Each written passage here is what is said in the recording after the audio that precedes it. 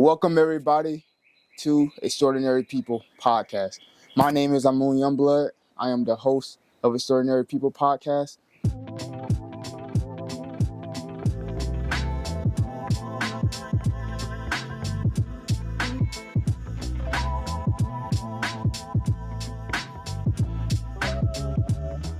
Extraordinary people exist to find people that used to be ordinary, but then did a little bit of extra to make them extraordinary.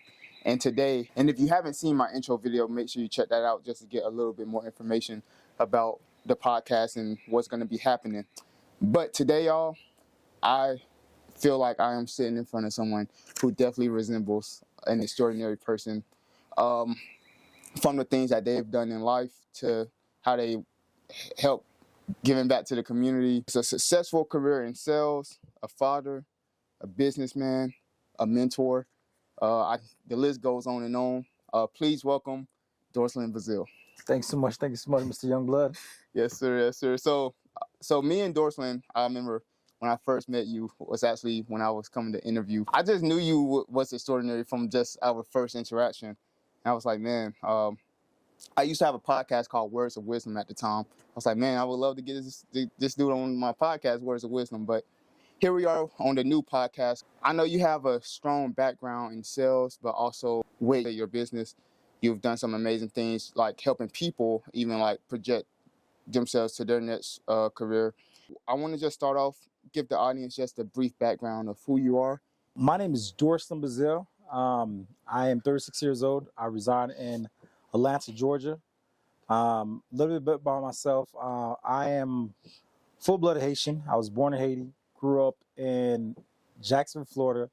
Bounced around in the corporate world with the organization, with insurance, from sales supervisor, manager, claims, litigation, and then, kind of bit on myself 8 years ago and decided to go on to start my own insurance agency. So that's kind of in a small overview about me as far as professionally. Right now, I just had my first beautiful child, which is the greatest gift that anyone could ask for. On that, man. So that's me, and I'm just kind of want to, just kind of help people move forward. And so very grateful to be here with M.O.O.N. And so just glad to be here. Absolutely, man. I love that. Congrats on your child, by the way. Thanks so much. Let me tell you that. So yeah, you grew up in Haiti, Haitian. You're Haitian, and I was born in Haiti. You were born in Haiti. Yeah, I grew up in the States. So I've been in the States. So I'm 36 going on 37 in 2 months. So I've been in the States for almost 30 years now. Okay. But I grew up when I was 7. I left Haiti to all my, education-wise, from elementary, middle school, high, collegiately, that was all in the States. Okay. So why sales? Why did you decide to choose sales as your career field? Honestly, it's kind of cliche.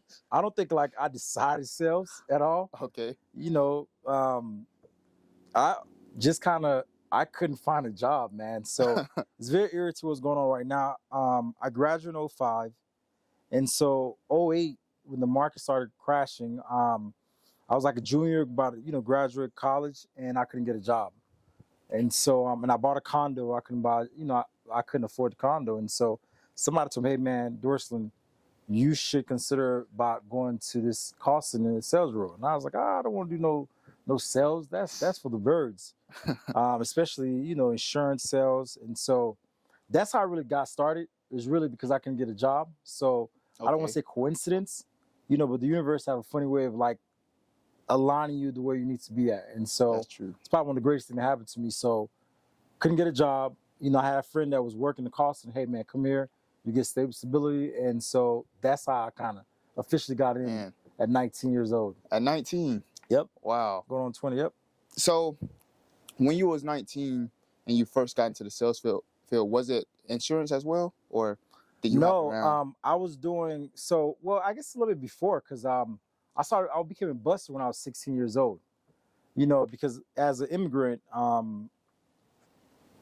you have to, kind of figure out. So kind of go backwards, right? So when I was 13 years old, I started cutting the grass at the church, which I think was child slavery.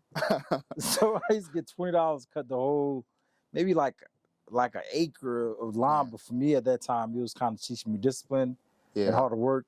So I started cutting the grass at church, and then I later moved on to working at Zaxby's at 16 as a cashier, then later as a cook, and then at 18, I started working at Olive Garden, and then Olive Garden was cool, and eventually, like I was like, okay, well, I need something more stable because that cash money was cool, but I want to like, kind of have like a job that could guarantee pay my bills and stuff like Yeah. that.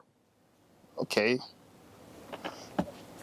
So when you first got into sales, um, what did you expect? Like I had no expectation. I no. had no expectation. I had no expectation of whatsoever. I know I was not as extrovert like I am right now. So it was more or less like I didn't even know what sales was or the different sales versus, but when I got into sales, it's more or less like I learned that, helping people help you out in the same token. And I Mm, learned that being in sales, like you go from so many doors, because that's true. everything is just a conversation with someone. And if the person like you, like there's no matter what the price is, if the person like you want to deal with you, sky's the limit. And then I started learning like only in sales can you really um, take yourself out from from rags to riches. Mm, And I said, I'm not saying that literally, but you could change your trajectory to some capacity. If you believe in yourself and you start doing stuff that's small and tangible that people won't do, you can really start kind of changing your outlet. mm. Man, that's powerful for real. Basically someone who chooses sales kind of has like their financial trajectory in their hands. Yeah, exactly. So like, let's just say you work at a great company. Let's just say you're a mid-level manager, you're making $50,000 a year, $56,000. You might say that's great. For me, I'd rather get a position that pays me 40,000, knowing what I know now, and have upward, potential, even if 30,000 base, because I know everything's incumbent upon me. So the more effort, the more hard work I put in, the more upside I have. And so, like, I'm big on bet on myself. I'm big on I am the I control my destiny, and also I like to have incentive of like, hey, if you do this, I could do X, Y, and Z for you. And so Yeah. when I started learning, okay, well, I could do X, Y, and Z if I talk to this person right. If I do this, I could be incentivized to do my job, and all I have to do is just talk to someone. Oh man, say less. Yeah. Let's run it. Man, so have you always came off as a likable person?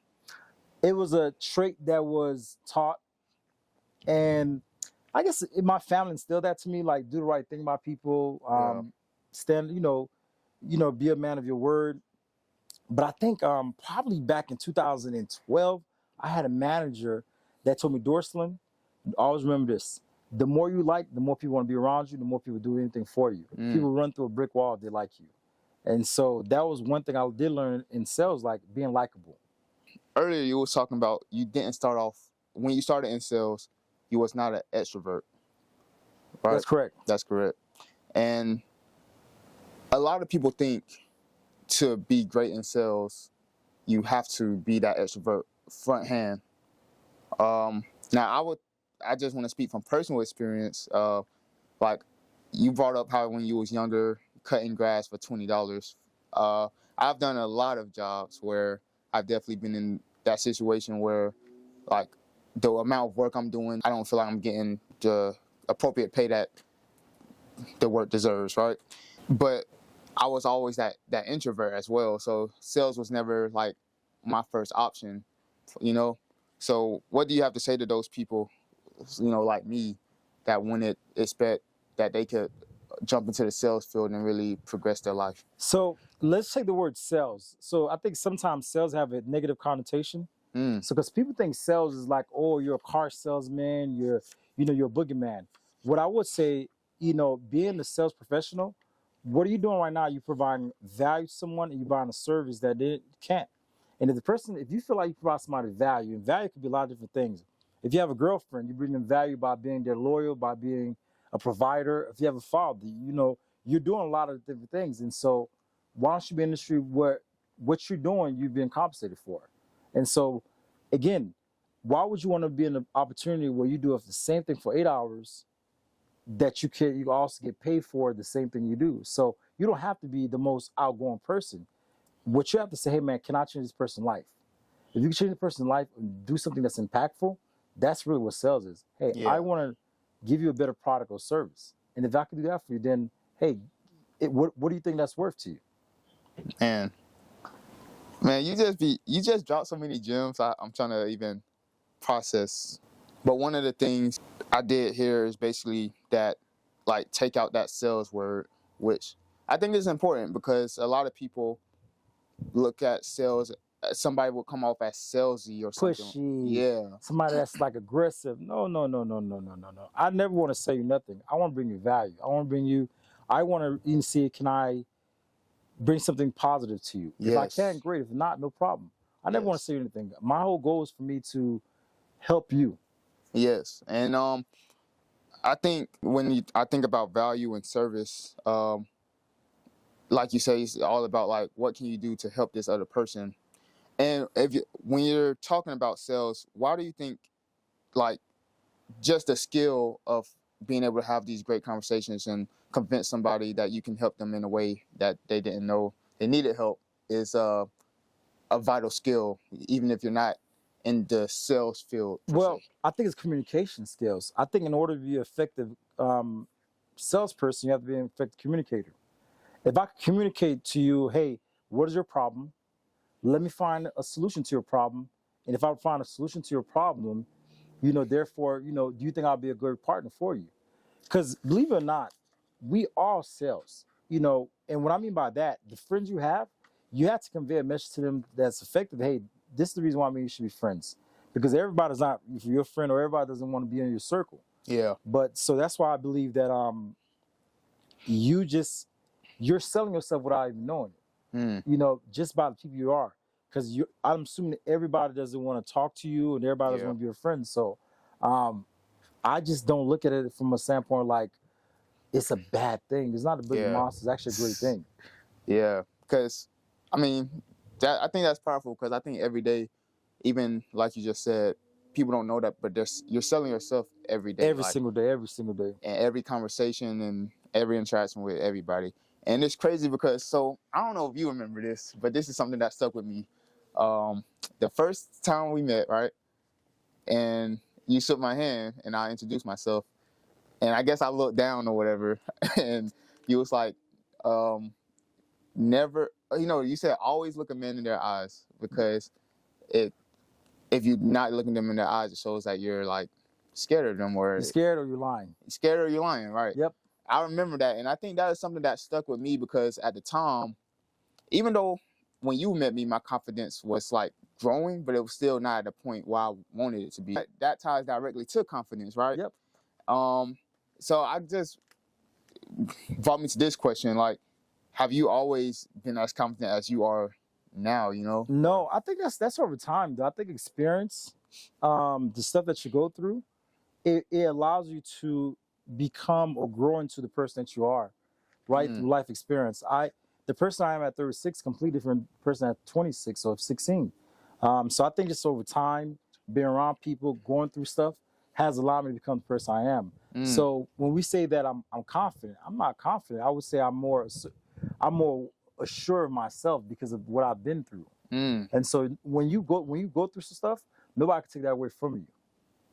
Like nobody could tell me, oh, this and that, So case in point, I'm Haitian. When I came to America, like it was a terrible thing to be Haitian. Yeah. It was like, oh, you dirty, take your ass back to Haiti. Excuse me, you guys. So people, it used to be a negative connotation, but now it's like it's a badge honor. So I just think that like over time, whatever that you feed into, good or bad, you become better or worse at it. So if you don't accept who you are, you start rejecting that. Or if you do accept who you are, you start accepting that. And so for me, like I embrace my challenges. I take it with a badge of honor and say, you know what, this is what it is. Like, let's find a solution. So I think just over time and experience, like I just embrace everything about me and find ways and find solutions to how do I get better from this situation. Man, I like that. I like that a lot. You said coming over to America as a Haitian, it was tough. So that was one of the your challenges. Yeah. So to that point, what was the struggles as far as like, was it a language barrier? I think that was a multifaceted thing, right? So first thing was language barrier. English is not my first language. Right. So Creole is my first language. That's one thing, right?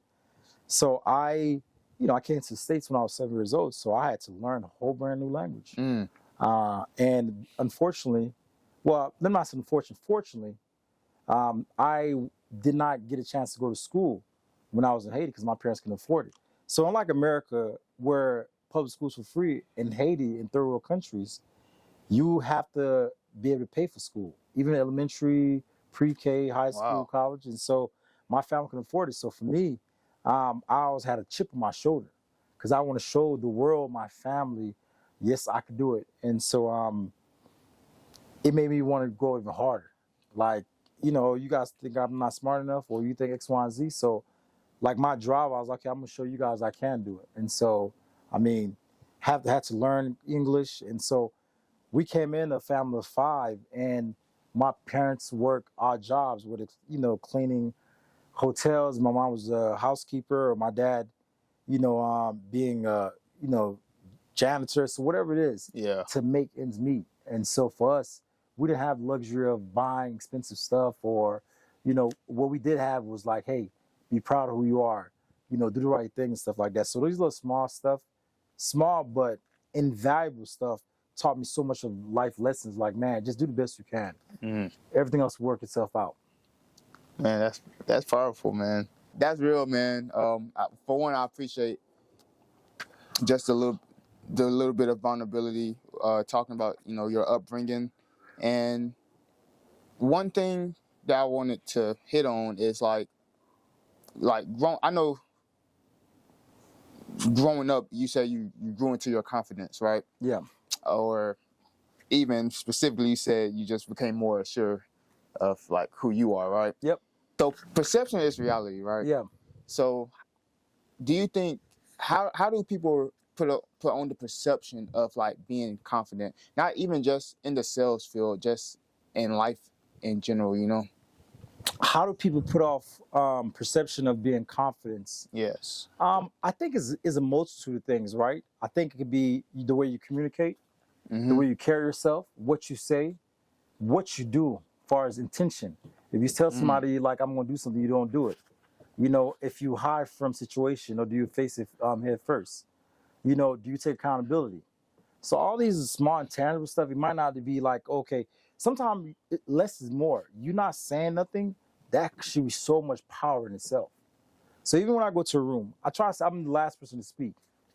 The less you say, the more impactful you are, because when you say stuff, that speaks volume in itself. Man, I don't think I've ever heard that one before, but Which part? the less you say. Oh yeah, the person that's always got blah, blah, blah, blah. So whenever I go to a room, whenever I'm talking to someone, I want to like listen. And if you trying to overtalk, overcompensate yourself, you don't have to, man. If you know who you are, man, less is more. Less is more. I like that. Even in sell, they got an old saying, say, kiss. You remember what kiss is? Keep it short and simple. Yep, keep it short and simple. Yeah, I do remember that. Yeah, remember a little something from myself. There you go. A lot of things that I learned working with you, I definitely carry with me for sure. First of all, I don't know if I ever like sat down and just said thank you for the opportunity. That's all good, brother. You did take a dude who had very, very little experience in sales, no experience in phone sales at all, and you just took a shot on me, so I appreciate that. And I want to hit on that real quick because once again, this show is called Extraordinary People, right? And it's different ways people can be extraordinary. You can be extraordinary because of like your success and like your job and who you've become, but also what you do to impact others, right? Yep. And I think that's a huge part of like just being extraordinary. And I think you do have a huge impact on many people's lives. Can we like touch on that real quick? Like how you kind of try to put people in a better position, and even if they don't want to stay working with you, how you kind of try to help them move forward, move their needle forward? So great thing. So in my current role as an agency owner, I own 2 branches right now of one of the biggest insurance company. And so what I tell people all the time, it's so great to eat, right? To have your friends that eat right with you. But it's even better when all you guys eat at the same table together. What I mean by that, it's one thing if you're rich, right? And it's to help out your friends. But at some point, that's going to, draw you. Yeah, for sure. Financially, mentally, you're like, damn, why am I always spending, cutting your check and stuff like that? And emotionally, like, you're like, man, are you be taking advantage? So for me, um, somebody gave me a chance. What I mean by that, somebody saw me and said, hey, man, I believe in this young brother. I believe that he could do this opportunity. So for me, I'm always trying to see, hey, come to the table, come to the table, come to the table, come to the table. So I think since 2016, I've either helped or placed over 23 friends of mine as agency owner. And so just to give us perspective, agency owner where you own your own branch and you have your own people. So imagine if there's 23 agency owner and they have at least 5 people, we're talking about, 115 families that you're feeding. So it might not sound a lot, but that's a lot of people that, you're helping out, and then the reach that they have as well too. So I'm all about like, hey, listen, man, it's cool that you see me doing, I can give you a job, but it's even more impactful if you have your own job and you give other people. Wow, man. Because that's like, because I don't believe in the crab in the barrel mindset. Like, nah, listen, get on. If you find a better opportunity, man, go for it. I agree. Start building your own table. Start building your own table, man, so you can have other people coming there. So you can make another impact on other people's lives. Man, did y'all just hear that? Like, come on. You was really dropping knowledge right there, man. And wisdom, for real. Like, I appreciate that. I mean, that's powerful in many different ways. Like I said, like, the show is just to find those people who are extraordinary. And you just said you've helped, what, 30? 23 individuals. Yes. To open up their own branch, to where now they could not only are agency owner, but now they have staff underneath them, they have families and so forth. So yes. So like, if you just multiply all those numbers, you have helped a lot of people. Yeah, I think I'm slowly making an impact. Because if it's about you, I'm a firm believer. I think God put us in the position, in the place. Too much is given, much is required. I'm a firm believer that, hey, the more you have, the more you have to reach back and pull someone back up. That's valid. But say that quote one more time. Too much is given, much is required. So with that quote, is that one of those quotes that you took with you as you grew to your success? I started like understanding the pressure, the magnitude. Heavy is the one that holds the crown. So like the more you have, the more you expect it. And it's almost like a power trip, right? You could have power, be a terrible king, or you could be somebody, man, that people love you and respect. That's right. And so a lot of people, when they get in a position of power, whether it's financially or just have impact, they want to see themselves only one. And I feel like, man, you're not making impact. You gotta make impact. The impact, that's what's going to carry your legacy on. Yeah, that's true. One of the sayings that I think about when I think about, like, the admiration, the hate, and people who say you didn't give them enough sauce and stuff like that, is you can take a horse to the pond, you can't teach it how to drink, or something like that. Mm-hmm. And honestly, I feel like you took the horse to the pond. You also did show it how to drink, and it's from that point. It's like, how much water are you gonna drink? So I don't know. Maybe I'm a bit biased, but I do think I know you balance it very well. But like, just like, toss some haters to the side. Yeah, nah, man. Like I said, man, I'm not the Teflon Don, man, but I don't even get in the weeds, man. Like, you gotta like be above the freight. So yeah. Again, just do what you're supposed to do. Like, when it comes to hating or you say this, man, I'm too old. I got grown people business.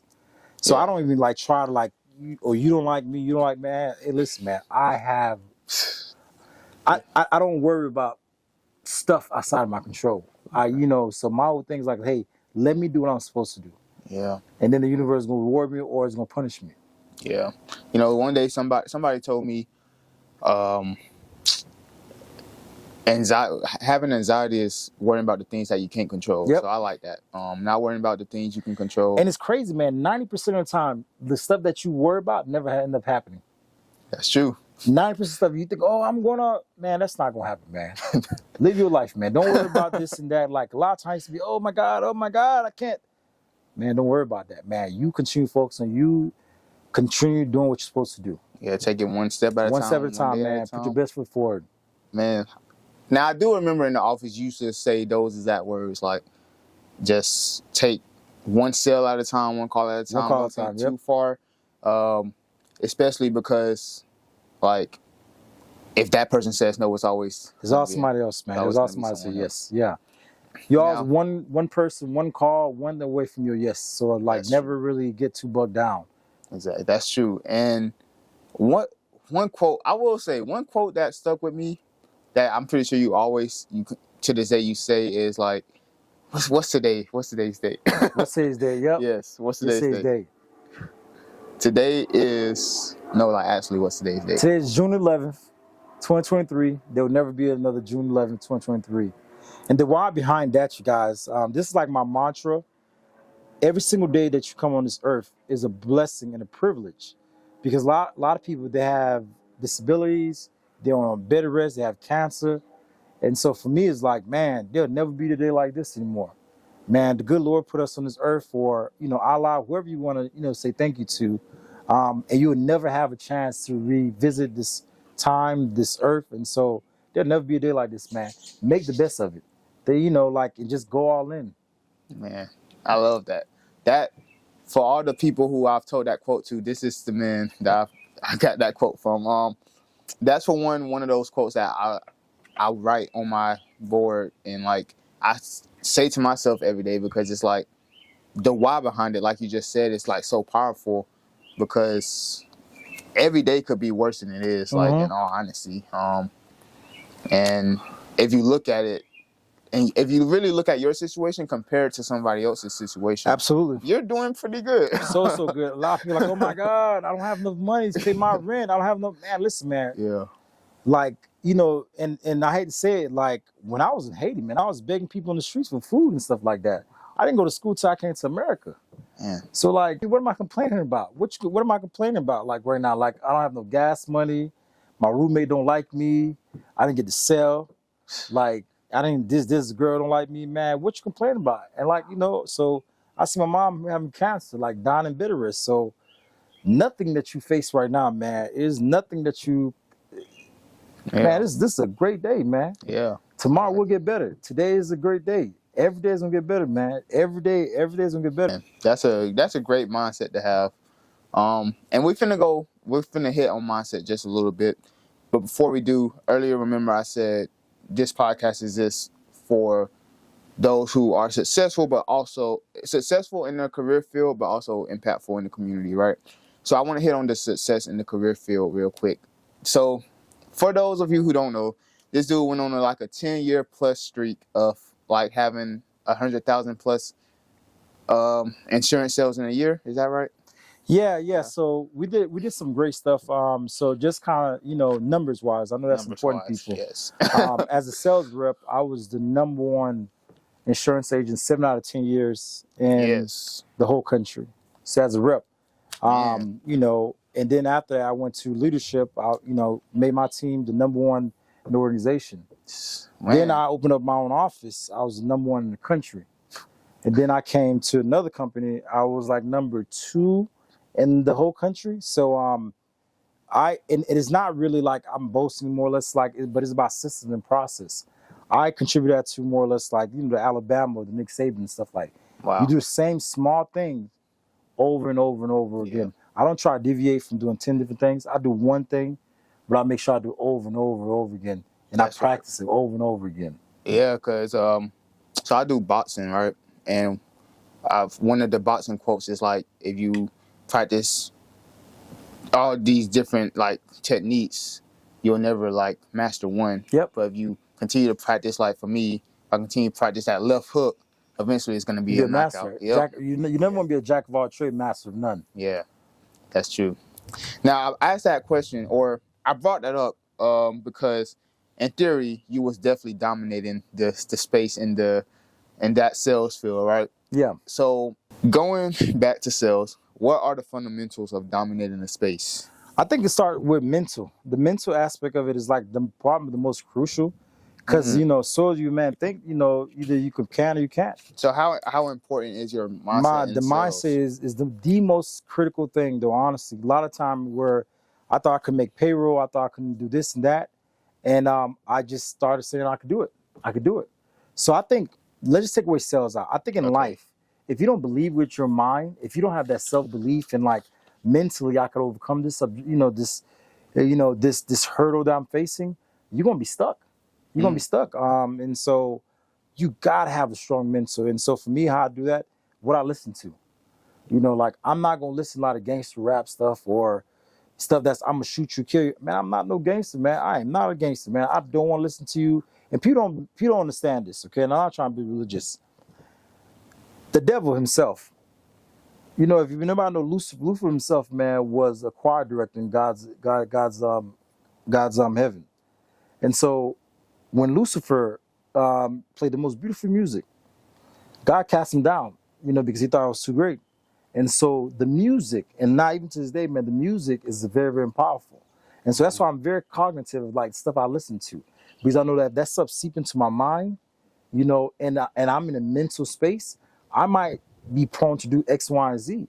And so my mental is a very important thing. And so I try not to put stuff into my mind that could be of harm to other people, be of harm to myself, because I know mentally, if you're strong mentally, there's nothing you could overcome. And I know, the devil like works through music to try to come and conquer. Man, that's powerful, and I definitely agree to that. But And the second thing too, beside the mental thing, I think like just it's just keep being persistent and consistent, staying at it. A lot of times people start something, say, it gets hard. I'm quit. I'm give up. So a lot of people see me right now, dang, Dorcelin, like, man, this you overnight success. Man, bro, I've been doing this since '06. This ain't no overnight like 17. This ain't no overnight success, man. This is like I've been doing this for a long, long, long, long time. yeah, So people look at you, bro, I've been doing this for freaking 17 years, man. I've been doing this for a long time. yeah, You might see me now think like, okay, you overnight success. No, man, I put in the time, I put the work. I missed graduation. I missed a lot of sacrifice. I'm about bounced from state to state to get, where a position like I'm doing better for myself, but people want the right now satisfaction. yeah, Whenever I plan stuff, I plan out 10 years out. 10 years out, like, hey man, like one of my goals for me to move abroad, and so that's a 10-year trajectory. Like, can you have a 10-year plan like that? Everybody want to get the Lambo, everybody want to get a big house, but what are you willing to do to get to get there? Are you willing to put a 5, 10, 15, 20-year plan? man. You just spoke on so many things. For one, you said like you was putting in so much work, and nobody noticed you. Everybody thought you would be like you was just overnight success, because that's crazy, because that's how a lot of people see it. And I think you also brought up the mental and the consistency, and I think that's where that all plays a part, because it's like you do a lot of things in the background that nobody sees, before you actually get to the point to where like you have the crib, you have the cars, you're able to knock all these goals off, right? But another big part is the part you said about having long-term goals. I think it is important that now, especially now, to just try to think 20 years, 30 years ahead, because a lot of people don't even think that they're going to make it 5 years from now, which is by the end of the year. They don't think they're just afraid that they want it now. I think it's a society that we live in. Like, even like it took me 5 years after I started my business for me to even buy a house. So people don't even see that kind of like, okay, well, there's sacrifice you have to make. You have to go out like, hey, listen, I'm going to put everything to the side. I'm going to reinvest in my business. So I reinvested in my business for 5 years before I like, you know what? Now I'm going to buy my house right now. Yeah. And so I think if you're inspiring entrepreneur, if you're inspiring to do something, it's okay to do the delayed gratification. It's okay for you not to buy that expensive G-Wagon. It's okay for you to chill out in the Lamborghini for right now. Like, that will be here, I promise you. That will be here. Man, that's powerful, man. That's some great advice. And one of my, like, I guess I call it a short-term goal, but it's more of a long-term as I continue to progress towards, like, my own career. It's like I really would like to have my Camaro, right? But I have to keep in mind the steps of, like, not trying to have that instant gratification, because I want that Camaro, but I want it at a time and place where, for when I can afford it, I Yep. can probably own it, and I don't have to worry about a bill every month that's coming Yeah. for it. So I definitely get that part, and I definitely understand the people who does have the mindset of instant gratification. Because even for me, I'm a speaker, a motivational speaker, but I still have those moments where I might think I want something instant, Yeah. and I have to kind of snap myself back. So going back to you dominating this the space back when you was making or having over $100,000 worth of sales in a year. That's per month. Per $100,000 month. sales per month. Yeah. Oh snap! Okay, I think I have my numbers wrong, man. So tell me more about, like, just the numbers, as far as, like, what kind of numbers you did and what kind of numbers you even do, like, now to live the life that you do. So when you say numbers, what do you mean more specific about that? Like, are you saying, like, how much money that I made from that? So this podcast is for those who are, like, seeking, a sales career. Great. So Okay. yeah. So I knew nothing about sales. So I got in, and working from Olive Garden, I was probably making $300 a shift, working, 12-hour shift, coming at 10, get off at 10. And so working Friday, Saturday, Sunday. So I used to make like $750 a week, close to $1,000, which I thought was incredible. So I was making like 30 to 40,000 a year. So going to a sales opportunity, a true sales opportunity, first year I think I made 65,000 when I first learned, and starting year 2 through year 7, I made over $100,000 per year. So that from 20 years old to 26, I made over $100,000 a year as a salesperson. And on top of that, I also got my real estate license as well too. So I learning how to communicate, learn how to be a great salesperson. So I was making over 120 some thousand per year. And so that afforded me the opportunity where I started doing some ignorant stuff. I bought a BMW, which I couldn't afford.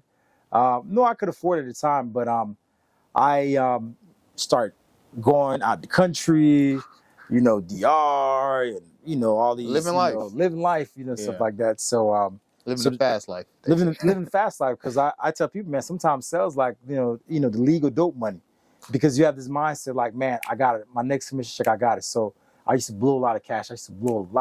Man, because go out, spend, buy this clothes and stuff like that. And so I had to shift my mindset. Okay, you know what? It's cool to go out every weekend. It's cool to buy the newest clothes and stuff like that. But it's even cooler to have assets that produce assets for you. So when I'm not working, I'm still making money and stuff like that. And so fast forward now as agency owner, I'll tell you this about this. The average insurance agency owner making anywhere between $300,000 to $500,000 per year. I have over 20 some people, so I make well over $1 million a year right now. And I generate $25,000 a month in just my real estate income. Wow. I have 7 rental property. Wow. So you invested some of your insurance money into another business. So I believe there's a shelf lot. There's a shelf for everything, right? Meaning, I believe that at some point, my drive, my aspiration, my why will shift. And so I don't want to be telling my career is like, okay, well, what do you have to show for yourself? So maybe like 3 years ago, I just say, okay, let me take my money I'm making from insurance and start buying real estate. So I started buying real estate, started diversifying, because I don't, I know this is contrary to popular belief. I don't believe in 401k. I don't believe in no IRA. I don't want to wait till I'm 65, 70 years old to get a pension from the government. I believe that, I am the, I believe that God will allow me to be the person that could allow me to retire, but I'm not putting my faith in man because man is infallible. So I took it upon myself, you know what? If I buy a couple properties in 5, 10 years that haven't paid off, that could sponsor my lifestyle well beyond till I'm 60, 70, 80 years old. And then I started doing a lot of research, man. The Rockefeller, they all started doing the same thing. Warren Buffett, they all like, okay, so let me get some real estate property while I'm young right now. And so if I could have several, I could cash out, and start living a lifestyle where now I have passive income versus earned income, which, having the business seem like earned income, but I want to have passive income to fund my life, my kids' life, their school and stuff like that, and still pass on to my grandkids. Man, so that real estate is one of those things that would not have been possible without you stepping into the sales Absolutely field. not. Absolutely not. So what are some other milestones that you've had in your life that you wouldn't have had without this successful career in sales? And so I know this sounds cliche. I know right now the narrative is that education is not a good thing. So for me, I think a lot of doors. I think education is a great thing. Well, a lot of people have the same type of perspective by education, right? This is for me. I got a degree in finance, in economics, and I think that for me, understanding numbers, understanding finance and stuff like that, understand compound interest and so forth like that. But especially as an African American, a lot of doors, for me to get in management, for me to get in certain Fortune 500 companies, if I didn't have my degree, I would not have been exposed to that. For example, me going to these companies, I got a job as a salesperson, but for me to go into leadership, I would need a degree. Now, stuff is changing, but I think the exposure that I got, some of the people I met, I have some Indian homeboys that invaluable relationship that I have with them. And I think that having my degree helped open so many doors for me as well, too, by getting me in front of people that I wouldn't have had the chance to. Wow. So my degree for me was one of those things like, man, I can't quantify it now because how much money I spent on that? But like, man, look at what has that happen because some doors it would have opened for me. Man, I agree. And I think a lot of people don't see that part of the education because you got like these people like the Garrett Vanderduck, the BSer guys saying like, oh, degrees for the birds. No, I think there's some, because if you stay persistent with something like that and you can actually follow through, that shows more than just like, okay, that means you can stick to something. And so for me, that was extremely invaluable getting my degree. It took me 6 years to do it, wow. But I went to school, I paid, I went work. So it took me 6 years because I didn't have no student loans. But I tell, for you guys out there, like, oh, school's not important. There's certain doors you cannot get into the room without having that degree. That's true. And even though it took you 6 years, I mean, everybody got their own finish line. So, I mean, people think you have to try to get your degree all in that first 4 years. And it's like, if you're not in college just doing classes, that's not possible. Yeah. And then 2, like everybody has their own timing. So, for me, I'm probably going to have another 2 years and make it 6 myself by the pace I'm going. But, this year would have been the year I would have graduated if I just stayed consistently taking classes all 4 years. But I think kudos to getting the degree, and for anybody out there, that's some great advice to tell them to keep pushing forward. Don't listen to all these naysayers. Oh, degree is not like, no, listen, certain people, unfortunately, certain demographics, we don't have the same luxury. Our mom or dad or cousin or uncle are not on the board. So we have to overcompensate ourselves, by having a degree, by doing X, Y, and Z. It's easier to say that when your mom or your dad is a CEO or know somebody, but if you don't know nobody, what's going to get you to that door? Man, you speaking facts right there, man. Because, I mean, I'm going to go back to the fact that you worked at Olive Garden. If you only knew the people that worked with you at Olive Garden, what would you be at right now? I think that's the greatest thing. I'd be at Olive Garden. I wouldn't think, okay, with Dorcelin, you could buy a $3 million house. Right. You could, you could do X, Y, and Z. You could invest in, you could, do trades. So no, that's why for me, it exposed me to different people, walk of life, it introduced me to different things. And so Yeah, Again, I'll tell everyone like this.